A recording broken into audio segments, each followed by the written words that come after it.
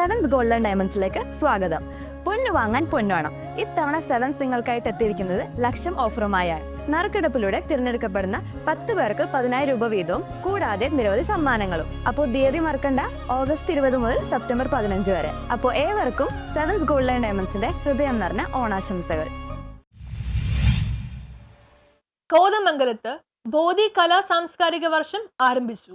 കോതമംഗലം ബോധി കലാ സാംസ്കാരിക സംഘടനയുടെ 2025-2026 വർഷത്തെ കലാ സാംസ്കാരിക പരിപാടികൾക്ക് തുടക്കമായി. കോതമംഗലം കലാ ഓഡിറ്റോറിയത്തിൽ പ്രസിഡന്റ് ജോർജ് മാത്യു അധ്യക്ഷത വഹിച്ചു. കോതമംഗലം MLA ആന്റണി ജോൺ പരിപാടികൾ ഉദ്ഘാടനം നിർവഹിച്ചു. പ്രശസ്ത നർത്തകന്മാരായ ചിത്ര സുകുമാരൻ, രേഖ കർത്ത, രൂപശ്രീ മഹാപാത്ര, സിറാജ് കലാഗ്രാമം, ലോകചന്ദ്രരേഖ, ലോകചന്ദ്രശേഖര റെഡ്ഡി എന്നിവർക്ക് ബോധിയുടെ സ്നേഹോപകാരവും നൽകി. Programme committee convener Shijo George, vice president PG Raveendran Nair എന്നിവർ സംസാരിച്ചു.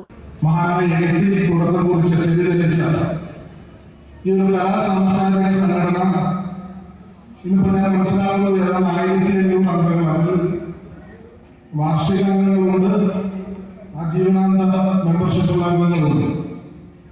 അപ്പൊ 1500-ലേറെ ആളുകൾ ഒരുമയോടെ വ്യത്യസ്ത കാഴ്ചപ്പാടും വീക്ഷണങ്ങളും ഒക്കെ ഉള്ള ആളാണ്. സമൂഹത്തിന്റെ വ്യത്യസ്ത മേഖലയിൽ പ്രവർത്തിക്കുന്നവരാണ്.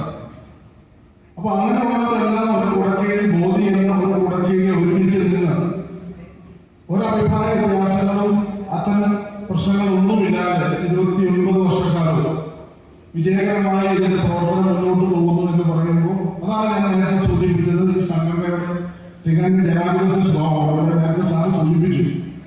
എന്താണ് നടപ്പാക്കേണ്ടത് എന്ന് ജനാധിപത്യപരമായ ബോധിയുടെ അംഗങ്ങൾ തന്നെ അഭിപ്രായങ്ങൾ തുറന്നു പറഞ്ഞുകൊണ്ട് അതിന്റെ അടിസ്ഥാനത്തിൽ കാര്യങ്ങൾ ക്രമീകരിച്ച് അത് നടപ്പിലാക്കേണ്ട ഉത്തരവാദിത്തമാണ് ഓരോ വർഷവും ഇതിന് നേതൃത്വം കൊടുക്കുന്ന കമ്മിറ്റികൾ ആ ചുമതലയാണ് നിർവഹിക്കുന്നത്.